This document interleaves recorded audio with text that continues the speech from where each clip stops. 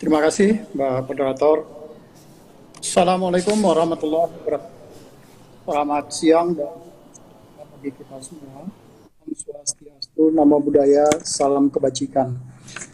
Pertama-tama kami mengucapkan permohonan maaf atas Kepala BKN tidak bisa hadir pada pertemuan kita pada siang hari ini karena ada kegiatan lain yang beliau tidak bisa wakilkan. Untuk itu beliau meminta kami untuk menyampaikan beberapa materi paparan terkait dengan kebijakan pengadaan P3K untuk guru tahun 2021. Bapak Kepala BKN beberapa waktu yang lalu, nanti dulu sebelumnya, Bapak Kepala BKN pada waktu yang lalu sudah menyampaikan bahwa BKN dalam konteks pelaksanaan reformasi guru, khususnya sektor pendidikan, BKN sangat mendukung penuh terhadap apa yang sedang dilakukan oleh Pak Menteri Nadiem Anwar Makarim, dan BKN tentu saja akan berkomitmen untuk memenuhi kebutuhan apa yang sudah disampaikan di dalam reform beberapa kali rapat pertemuan yang sudah dibahas sebelumnya. Untuk itu, sesuai dengan agenda yang disampaikan kepada Kepala BKN, kami akan sampaikan bagaimana kebijakan terkait dengan pengadaan guru P3K ini pada tahun 2021. Mungkin langsung ke slide ketiga, mungkin. Terus lanjut, terus saja. Terus satu lagi ya. Pelaksanaan seleksi P3K guru atau pegawai pemerintah dengan perjanjian kerja untuk formasi jabatan guru, pada dasarnya prinsip pelaksanaannya, terutama di dalam konteks pelaksanaan seleksi, akan dilaksanakan secara transparan, akuntabel, efektif, efisien, dan terintegrasi. Transparan tentu saja sebagaimana proses pelaksanaan seleksi calon pegawai negeri sipil ataupun calon pegawai P3K tahap pertama yang sudah dilakukan beberapa waktu yang lalu, di mana semua publik masyarakat akan bisa mengontrol, melihat dari capaian yang diperoleh oleh setiap peserta seleksi. Sehingga tidak ada kemudian di dalam proses seleksi ada yang merasa dirugikan atau ada yang merasa dicurangi di dalam terhadap capaian-capaian seleksi yang dilakukan oleh setiap peserta. Dan di dalam konteks tahapan pengadaan aparatur sipil negara, bagaimana diatur di dalam Undang-Undang Nomor 5 Tahun 2014 tentang aparatur sipil negara, maka tahapan di dalam pelaksanaan seleksi pengadaan ASN itu dimulai dari perencanaan, yang ini sudah beberapa kali dilakukan oleh rapat-rapat pertemuannya, termasuk nanti kemudian akan diikuti dengan pengumuman lowongan, yang hari ini kita lakukan kick-off-nya untuk pengumuman lowongan, kemudian nanti melakukan pelamaran, para peserta melamar kepada pemerintah tentu saja, kemudian melakukan seleksi dan pengumuman hasil seleksi, serta melakukan pengangkatan atau penetapan nomor induk P3K bagi pegawai yang lolos seleksi. Dan di dalam proses seleksi ini ada beberapa instansi yang terlibat secara langsung yang tadi sudah disampaikan juga oleh Pak Teguh. Misalnya di dalam Kementerian Pan-RB itu terlibat di dalam menentukan formasi kebutuhan, berapa banyaknya formasi yang dibutuhkan untuk guru P3K ini di tahun 2021.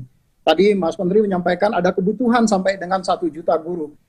Apakah nanti 1 juta guru bisa kita penuhi sekaligus atau nanti dilakukan secara bertahap tetapi tetap tercapai 1 juta guru misalnya.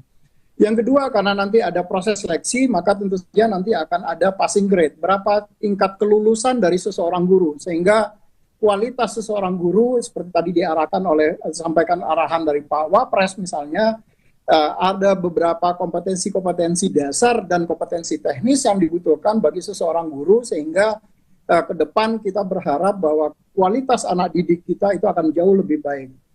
Nah, dari sisi BKN tentu saja kami di dalam konteks pendaftaran, semua proses yang dilakukan oleh BKN mulai dari pendaftaran itu sudah menggunakan teknologi informasi. Kita mulai dari pendaftaran kita menggunakan sistem seleksi calon aparatur sipil negara untuk P3K, di mana semua peserta nanti akan membangun pesertanya, kemudian mereka registrasi pendaftaran, dan termasuk juga melakukan pencetakan kartu ujian. Semua dilakukan by system. Data yang terdaftar, mereka yang mendaftar, kemudian datanya akan terintegrasi dengan data Dapodik untuk melihat, karena tadi dibatasi bahwa P3K guru ini, itu scopingnya dibatasi bahwa diprioritaskan untuk guru yang sekarang sudah menjadi honorer, yang dia datanya terdaftar di Dapodik, kemudian data yang guru yang sekarang ada di data THK 2, serta data guru yang yang sudah seleksi lulus PPG yang sebagaimana yang program sertifikasi yang dikeluarkan oleh teman-teman di Kementerian Pendidikan. Karena di dalam Undang-Undang ASN, Undang-Undang Nomor 5 Tahun 2014 juga yang berhak menjadi aparatur sipil negara adalah warga negara Indonesia, maka tentu saja nanti pada saat pendaftaran sistem juga akan terkoneksi atau terintegrasi dengan data Dapodik data Dukcapil. Sehingga kami memastikan bahwa semua data orang yang mendaftar itu adalah warga negara Indonesia. Nah, begitu nanti mereka setelah melakukan pendaftaran, maka data kemudian akan dikirim ke sistemnya Kementerian Dikbud, UNBK, Ujian Nasional Berbasis Komputerisasi. Semua proses pengiriman data itu akan dilakukan dengan menggunakan sistem. Jadi tidak ada data yang akan tercecer di tengah jalan. Begitu selesai pelaksanaan seleksi, maka nanti dilakukan pengolahan hasil ujian itu juga langsung disampaikan kepada BKN untuk dilakukan pengolahan nilai dan sekaligus melakukan penetapan NIP. Nah, di BKN sekarang ini kita tidak lagi melakukan mencetak dengan menggunakan kertas, tetapi semua termasuk penandatanganan untuk siapa saja yang lulus sudah menggunakan tanda tangan digital yang sistemnya dikoordinasikan oleh teman-teman di Badan Cyber dan Sandi Negara. Dalam konteks penetapan nomor induk pegawai PTA nanti itu juga dengan menggunakan sistem informasi aparatur sipil negara. Jadi BKN termasuk nanti ke depan untuk melakukan unggah dokumen persyaratan yang dibutuhkan untuk pengangkatan seseorang menjadi calon pegawai negeri sipil ataupun calon pegawai P3K itu sudah menggunakan sistem secara keseluruhan. Next. Lanjut. Nah, di dalam konteks pelaksanaan guru P3K, pegawai pemerintah dengan perjanjian kerja, kalau kita berbicara perjanjian, maka tentu akan ada kapan rentang waktu perjanjian kerja itu. Undang-Undang Nomor 5 Tahun 2014 ataupun PP 49 Tahun 2017 tentang manajemen P3K, di situ sudah mengatur bahwa perjanjian kontrak dengan pegawai P3K itu paling singkat dilakukan 1 tahun dan dipanjang sesuai dengan pencapaian kinerja dari setiap pegawai P3K tadi.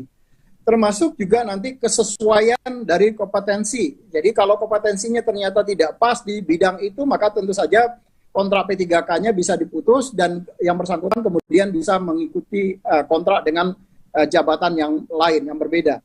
Kemudian tentu tapi setelah melaksanakan seleksi. Kemudian ada berdasarkan atas kebutuhan instansi. Jadi kenapa Anjap ABK, analisa jabatan dan analisa beban kerja dari setiap ASN, baik itu CPNS ataupun calon pegawai P3K, itu harus disusun berdasarkan analisa jabatan dan analisa beban kerja. Kemudian yang terakhir adalah kontrak itu dapat diperpanjang setelah mendapat persetujuan dari PPK, pejabat pejabat pembina kepegawaian, yang dalam hal ini adalah Bapak Ibu Gubernur, Bapak Ibu Bupati, dan Bapak Ibu Wali Kota. Nah, dalam konteks peraturan perundang-undangan juga diatur apa sih yang kemudian bisa menyebabkan perjanjian kerja itu bisa dihentikan. Yang pertama, dia bisa dihentikan secara hormat. Kalau misalnya jangka waktu perjanjiannya sudah berakhir. Misalnya kalau dia sudah memasuki batas usia yang dipersyaratkan di dalam jabatannya. Jadi kalau untuk guru misalnya batas usia yang dipersyaratkan di dalam jabatannya maksimum 60 tahun, maka nanti mereka akan dapat diberhentikan dengan hormat setelah yang bersangkutan mencapai batas usia 60 tahun. Kemudian juga karena yang bersangkutan meninggal dunia atau karena atas permintaan sendiri, mungkin dia diterima dari pekerjaan di tempat lain, kemudian dia mengundurkan diri, maka dia bisa diberhentikan dengan hormat. Kemudian karena ada faktor perampingan organisasi kebijakan pemerintah yang mengakibatkan ada mau tidak mau atau suka tidak suka ada pengurangan dari pegawai P3K itu sendiri. Kemudian yang terakhir adalah karena dia tidak cakap secara jasmani dan atau rohani, sehingga yang bersangkutan kemudian tidak mampu menjalankan tugas dan kewajibannya sebagaimana yang diperjanjikan di dalam kontrak kerjanya mereka. Dan yang kedua, mereka juga bisa diberhentikan tidak dengan hormat, tapi tidak atas permintaan sendiri. Jadi hal ini diakibatkan karena misalnya yang bersangkutan dihukum penjara karena melakukan tindak pidana, dan dia dihukum paling singkat itu 2 tahun, tindak pidananya itu dilakukan tanpa rencana, maka jadi dia kebawa dampak dari tindak pidana yang dilakukan secara berkelompok misalnya. Nah, dia bisa diberhentikan dengan hormat, tapi tidak atas permintaan sendiri. Kemudian yang kedua adalah karena dia melakukan pelanggaran disiplin tingkat berat, sebagaimana yang diatur di dalam PP 53 tentang disiplin pegawai ASN. Kemudian dia juga bisa diberhentikan dengan hormat tidak atas permintaan sendiri sebagai konsekuensi dari tidak memenuhi target kinerja yang telah disepakati. Jadi Bapak Ibu PPK, Bapak Ibu Gubernur, Bupati, Wali Kota itu dapat melakukan evaluasi atas kinerja dari setiap PPK yang kita angkat, kemudian apakah yang bersangkutan kemudian layak untuk dilakukan perpanjangan kontrak kinerjanya atau tidak. Kemudian yang ketiga adalah dia bisa diberhentikan dengan tidak hormat. Apabila kalau dia melakukan penyelewengan terhadap Pancasila dan Undang-Undang Dasar, maka dia bisa diberhentikan dengan tidak hormat. Kemudian dia dihukum penjara atau kurungan karena telah melakukan tindak pidana kejahatan jabatan. Jadi dia melakukan korupsi yang ada hubungannya dengan jabatan, dan itu kemudian sudah ditetapkan oleh keputusan pengadilan, maka dia bisa diberhentikan dengan tidak hormat. Yang selanjutnya adalah kalau dia ikut menjadi anggota atau pengurus partai politik. Ini tidak hanya berlaku bagi pegawai P3K, tetapi juga berlaku bagi pegawai negeri sipil. Jadi kalau dia menjadi partai politik, maka yang bersangkutan kemudian dapat diberhentikan dengan tidak hormat. Dan yang terakhir adalah yang bersangkutan kemudian dihukum penjara karena melakukan tindak pidana yang diancam dengan pidana penjara paling singkat 2 tahun atau lebih, dan pidana tersebut dilakukan secara berencana. Jadi sudah ada tindakan-tindakan yang berdampak terhadap tindakan pidana yang kemudian yang bersangkutan dipenjara. Ini kemudian bisa diberhentikan dengan tidak hormat bagi pegawai P3K yang tadi. Itu mungkin beberapa hal yang perlu kami sampaikan dari sisi Badan Kepegawaian Negara, dan atas perhatiannya kami ucapkan terima kasih. Assalamualaikum warahmatullahi wabarakatuh.